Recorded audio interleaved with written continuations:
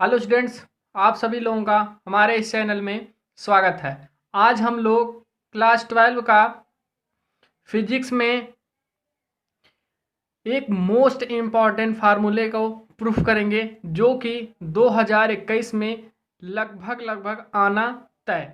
तब देखते हैं, यह है पतले लेंस की फोकस दूरी का सूत्र। आज इसी सूत्र का हम निगमन करेंगे। बहुत ही इम्पॉर्टेंट है और हम लोग आज देखेंगे इसे कैसे प्रूफ किया जाता है, जो कि बहुत ही सरल भाषा में सीखेंगे। तब हम देखते हैं, माना पहले हम फिगर समझ लेते हैं। मान लेते हैं ये हमारा एक पतला लेंस है। माना यह एक पतला लेंस कैपिटल यल जो कि वायु में रखा गया है। पदार्थ का इसमें अपवर्तनांक हमने मान लिया, इसका जो है हमने मान लिया उसका वायु के सापेक्ष यन है। लेंस के यह है इसका लेंस के P1 पृष्ठ से वस्तु की दूरी जो है वो है O। P1 द्वारा प्रतिबिंब जो बनना है इसका I डैश पर बनना है और P2 के लिए ये वस्तु का कार्य कर रहा है और P2 अर्थात ये P2 इसका प्रतिबिंब I पर बनाती है। P1 पृष्ठ की वक्रता त्रिज्या R1 हमने मान लिया और P2 का हम मान लेंगे R2 है। अब एक बार हम हिंदी फिर से समझ लेते हैं। माना एक पतला लेंस यल वायु में रखा है जहां पदार्थ का अपवर्तनांक वायु के सापेक्ष स्मॉल यन है। पतले लेंस के पृष्ठ P1 से वस्तु की दूरी O है।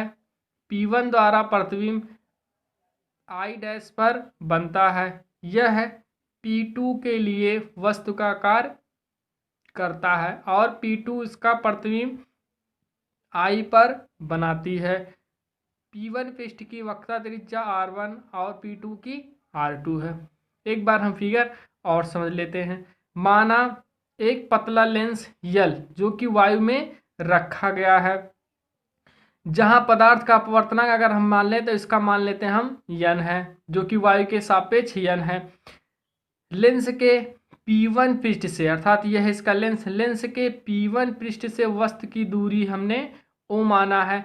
P1 द्वारा प्रतिबिंब I डैश पर बनता है। यह P2 के लिए वस्तु का कार्य करता है और P2 इसका प्रतिबिंब I पर बनाती है। हमने माना P1 की वक्रता त्रिज्या R1, इसी तरीके से P2 के मान लेंगे R2 हो जाएगी। तब हम आगे देखते हैं P1 पृष्ठ के लिए हम निकाल लेते हैं P1 पृष्ठ के लिए। तो P1 पृष्ठ के लिए हम लोग एक फार्मूला पीछे पहले अवतल उत्तल दोनों के लिए प्रूफ किया है जो कि हमारा फार्मूला होता है n/b - 1/u = n - 1/r1। अब हम देखते हैं यह है B प्रतिबिंब की दूरी, तो हम P1 पृष्ठ के लिए चल रहे हैं। तो P1 पृष्ठ है, इसके लिए जो इसका प्रतिबिंब है वो है V डैश, तो हमने यहाँ पर V डैश रख दिया। 1/u वस्तु है, इसमें कोई चेंजिंग नहीं। अपवर्तनांक हमारा यन ही, हमने यन ऐसे रहने दिया n - 1। अब P1 पृष्ठ की वक्रता त्रिज्या हमने माना था R1, तो हमने इसे मान लिया समीकरण 1। अब हम आगे देखते हैं प्रतिबिंब I डैश दूसरे पृष्ठ के लिए आभासी वस्तु का कार्य करता है। इसका मतलब जो ये प्रतिबिंब है I डैश दूसरे पृष्ठ के लिए अर्थात P2 पृष्ठ के लिए आभासी वस्तु का कार्य करता है। अब जब आभासी वस्तु का कार्य करेगा तो जो इसका अपवर्तनांक होगा वो बटे हो जाएगा और जो इसका ये मोटाई दिया गया है उसमें से क्या करेंगे, हम टोटल प्रतिबिंब में से इतना घटा देंगे। तब हम देखते हैं इसी तरह इसी फार्मूले पे हम इसमें क्या कर देंगे 1/n बटे, अब प्रतिबिंब जो हमारा हो जाएगा वो हो जाएगा V - 1 बटे टोटल में से हम दूरी घटा देंगे तो हो जाएगा V dash minus t equal to n के दर पे हम रखेंगे 1/n और -1। आपकी बार P2 की त्रिज्या है R2 हमने रख दिया। अब हम आगे देखते हैं प्रकाश लेंस से वायु में जा रहा है। इसका मतलब ये हो गया, ये है इसका लेंस। अगर लेंस से वायु में जाए तब क्या होगा, तब जो होता है वो होता है ANG। इसका मतलब पहले समझ लेते हैं। A मतलब होता है एयर मतलब होता है हवा और n का मतलब होता है अपवर्तनांक, G मतलब होता है ग्लास। तो इसको पढ़ते हैं वायु के सापेक्ष कांच का अपवर्तनांक, वायु के सापेक्ष कांच का अपवर्तनांक। इसी तरीके से ये है कांच के सापेक्ष वायु का अपवर्तनांक। ये प्रकाश से वायु में जा रहा है और ये है प्रकाश, और प्रकाश से क्या हुआ, प्रकाश ऐसे गया लेंस में गया, लेंस से क्या हो गया, वायु में निकल गया। तब हम देखते हैं ये वैल्यू हम, तब जो ये इसमें टी का मान होगा, ये क्या होगा, इसका मान बहुत कम होगा, तब हम उसे छोड़ सकते हैं, जो कि हमने यहाँ लिखा है टी का मान अधिक कम है, उसे छोड़ सकते हैं। अब हम वैल्यू क्या करेंगे, इसी पे रखेंगे तो ये आ जाएगा। इसमें अगर हम चाहें तो इसमें हम n से गुणा भी कर सकते हैं। यदि हम n से गुणा करते हैं तब एक लाइन हम देख लेते हैं, n से अगर गुणा कर देंगे या एलसीएम ले लें तब क्या हो जाएगा, ये n से n कट जाएगा, यहाँ हमारा जो वैल्यू आ जाएगा 1/v, क्योंकि n से गुणा कर दे रहे हैं। यहाँ हम देख लेते हैं ऐसे, n से गुणा कर दें 1/n v माइनस n/, ये टीज तो छूट ही जाएगा हमारा, ये हो जाएगा इक्वल टू, इसी तरीके से यहाँ भी हम लोग गुणा कर देते हैं 1/n -1 और अपान r2। अब हम यहाँ देखते हैं n से n हमारा कट जाएगा, इससे ये कट जाएगा तो आ जाएगा 1/v हमने लिख दिया, और n से गुणा किए थे n/, यहाँ आ जाएगा v डैश हमने लिख दिया, यहाँ से n में कट जाएगा, n का गुणा 1 में हो जाएगा तो n आ जाएगा, ये हमारा हो गया। अब यहाँ से हम क्या करेंगे, यहाँ से 1/b ऐसे ही रहेगा, -n/b डैश सेम ऐसे रहेगा। यहाँ से हमने माइनस कॉमन ले लिया तो माइनस वाला प्लस हो जाएगा, प्लस वाला माइनस हो जाएगा, तो -n माइनस में था तो यहाँ माइनस कॉमन लिए प्लस हो गया, ये 1 प्लस में है, इधर आया तो माइनस हो गया, ये हो गया r2। हमने इसे मान लिया समीकरण 2। अब हम समीकरण 1 और 2 देखेंगे। अगर हम समीकरण 1 और 2 को जोड़ लें तब हम देखते हैं, जोड़ेंगे भी क्यों, यहाँ देखते हैं माइनस में n/b डैश और यहाँ देखते हैं प्लस में, अगर हम इसे जोड़ लें तो ये हमारा क्या हो जाएगा, कैंसिल हो जाएगा, इसीलिए हमने समीकरण 1 और 2 को जोड़ लिया है। समीकरण 1 और 2 को जोड़ देंगे तो वो हो जाएगा 1/b, और ये माइनस में है ये प्लस में, दोनों एक दूसरे को कैंसिल कर देगा, बचेगा -1/u, जो कि इस साइड में आ गया। अगर हम यहाँ देखें n-1 है, यहाँ भी देखें n-1 है, वो उतना कॉमन हो रहा है तो हमने क्या किया, n-1 कॉमन ले लिया, तो यहाँ बचेगा 1/r1, और जोड़ेंगे लेकिन ये प्लस माइनस माइनस कर देगा तो यहाँ से बचेगा 1/r2। ये हो गया हमारा समीकरण 3, या फिर हम इसको भी एक फार्मूला बोल सकते हैं क्योंकि ये भी एक फार्मूला ही है। अब हम मान लेते हैं ये जो वस्तु है ये अनंत पर हो, अर्थात इनफाइनाइट पर हो, यहाँ कहीं ऐसे से इनफाइनाइट पर ऐसे बने, तब क्या हो जाएगा, तो जो ये बी अर्थात ये प्रतिबिंब है ये फोकस पे बनना स्टार्ट हो जाएगी, तो v बराबर हम लिख देंगे f। तो हमने क्या कर दिया, इस b के दर पे रख दिया f, u कहाँ हमारा बनना था, अनंत पर, वस्तु हमारा अनंत पर बनना, तो n-1 1/r1 -1/r2, और 1/इनफाइनाइट का मान होता है 0, तो बचेगा 1/f इक्वल टू n-1 और आ जाएगा 1/r1 -1/r2। ये हो गया हमारा फार्मूला प्रूफ। अगर हम चाहें तो समीकरण इसे 4 मान लें और ये हमारा समीकरण 3 है, समीकरण 3 और 4 का एक पक्ष बराबर है तो दूसरा भी होगा, तो ये फार्मूला हमारा प्रूफ हो जाएगा। जिस तरह से हम लेंस में फार्मूला यूज करते हैं तो ये भी हमारा फार्मूला प्रूफ हो जाएगा। ये है पतले लेंस के लिए, पतले लेंस की फोकस दूरी का सूत्र, जो कि मोस्ट इम्पॉर्टेंट, एक बार नहीं कम से कम 5 से 10 बार आप लोग इसे लगाइएगा। जो नहीं समझ में आएगा वो आप लोग कमेंट बॉक्स में कमेंट कर सकते हैं। अब हम आगे समझते हैं, आगे देखते हैं रेखीय आवर्धन।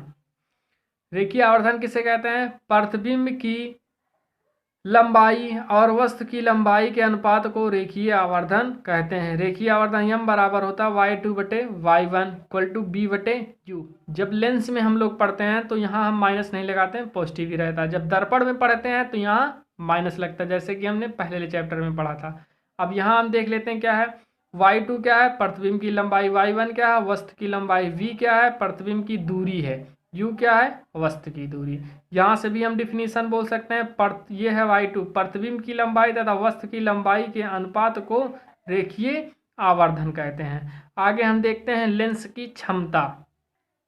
यह हमारा लेंस की क्षमता, जो कि मोस्ट इम्पॉर्टेंट, कभी कभी शॉर्ट क्वेश्चन में पूछता है बहुविकल्पीय में, तो समझते हैं। लेंस की क्षमता फोकस दूरी के व्युत्क्रम के बराबर होती है, जबकि फोकस दूरी मीटर में हो। जैसा कि यहाँ है, लेंस की क्षमता का मात्रक जो होता है वो होता है डायोप्टर। डायोप्टर मोस्ट इंपॉर्टेंट है, कभी कभी ऑप्शन में पूछता है लेंस की क्षमता का मात्रक क्या होता है। डायोप्टर को हम लोग डी से भी लिखते हैं, कैपिटल डी से भी, ये भी हम हमेशा याद रखेंगे। यहाँ से हम देख सकते हैं एक बार इसकी डिफिनीशन ये होता है P बराबर 1/F। यह है लेंस की क्षमता P, F है फोकस दूरी। तब हम समझते हैं, इससे हम डिफिनीशन अगर बोले तो लेंस की क्षमता फोकस दूरी के व्युत्क्रम, यह है उल्टा, व्युत्क्रम के बराबर होती है, जबकि फोकस दूरी किसमें हो, मीटर में।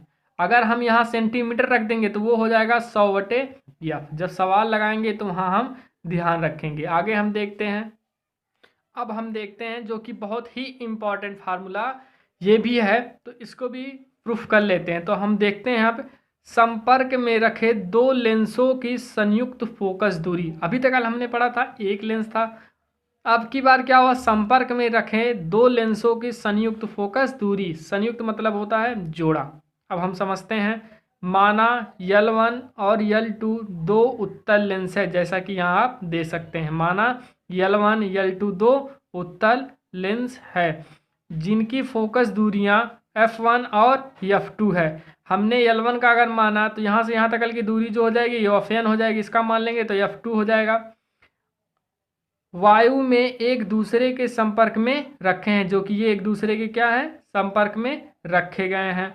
मान लेते हैं L1 से U दूरी पर रखा हो तो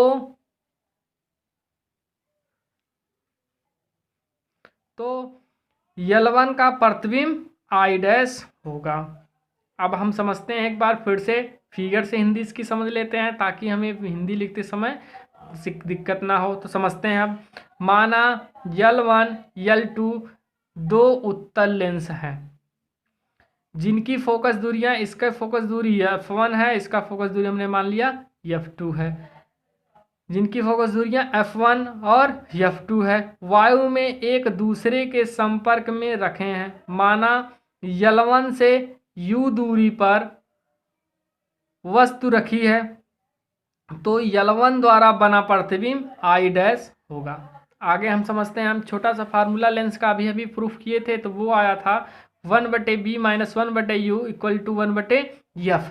परंतु अब हम यहाँ समझेंगे, ये है L1 पृष्ठ के लिए हम बोल सकते हैं, अर्थात इसे हम बोलें L1 पृष्ठ के लिए।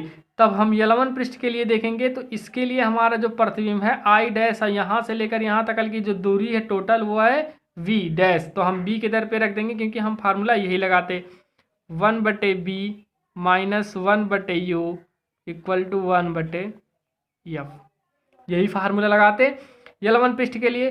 तो यहाँ से लेकर यहाँ तक की जो दूरी है वो है V डैश, तो हमने इसके दर पे रख दिया V डैश।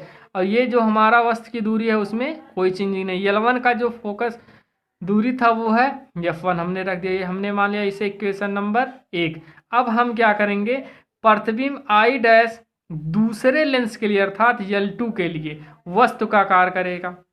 I डैश जो होगा वो दूसरे लेंस के लिए अर्थात L2 के लिए वस्तु का कार्य करेगा। अब हम क्या करेंगे, जब ये वस्तु का कार्य करेगा सेम फार्मूला हम यही लगाएंगे। अब वैल्यू सिर्फ देख लेते हैं, इसके लिए जो हमारा प्रतिबिंब होगा वो होगा V, तो इसके दर पे कोई चेंजिंग नहीं, 1/B माइनस 1/। अब यहाँ से लेकर ये वस्तु का कार्य कर रहा है तो यहाँ हम उसके दर पे रख देंगे V डैश, जो कि हमने यहाँ रख दिया। L2 की फोकस दूरी क्या है, F2, इसे हमने मान लिया समीकरण 2। अब हम क्या करेंगे, समीकरण 1 और 2 को क्या कर दें, जोड़ दें। जोड़ क्यों रहे हैं, क्योंकि 1/V देख रहे हैं प्लस में है, यहाँ देख रहे हैं 1/V निगेटिव में है, तो एक दूसरे को क्या कर देगा, कैंसिल कर देगा। जब हम समीकरण 1 और 2 को जोड़ेंगे तब हम देख रहे हैं 1/B प्लस में है, हमने लिख दिया 1/B, ये प्लस में है और ये माइनस में है, तो एक दूसरे को क्या कर देगा, कैंसिल कर देगा, जीरो हो जाएगा, खत्म हो जाएगा, बचेगा माइनस 1/U, और इधर आ जाएगा 1/F1 प्लस 1/F2। इतने को हम मान सकते हैं 1/कैपिटल में F, जो कि हमने यहाँ मान लिया है, जहाँ F क्या है, संयुक्त लेंस की फोकस दूरी। यह है हमारा फार्मूला प्रूफ हो गया। संपर्क में रखे दो लेंसों की संयुक्त फोकस दूरी। आगे हम देखते हैं, अगला देखते हैं, अगला और लास्ट, इस वीडियो का लास्ट क्वेश्चन है। देखते हैं, संपर्क में रखे दो लेंसों की संयुक्त फोकस दूरी जिसमें एक उत्तल और दूसरा अवतल है। उसका मतलब ये हो गया, जो अभी हमने ये फार्मूला प्रूफ किया है, इस फार्मूले में यदि एक उत्तल लेंस हो और एक अवतल लेंस हो तब क्या होगा। तब हम समझते हैं क्या, कुछ पॉइंट याद रखते हैं। जैसे हम ये जानते थे, जो उत्तल लेंस की फोकस दूरी होती है वो प्लस में होती है, जो अवतल लेंस की फोकस दूरी होती है वो ऋणात्मक में होती है। तो हम मान लेते हैं, माना उत्तल लेंस की फोकस दूरी f1 और अवतल लेंस की फोकस दूरी -f2 है।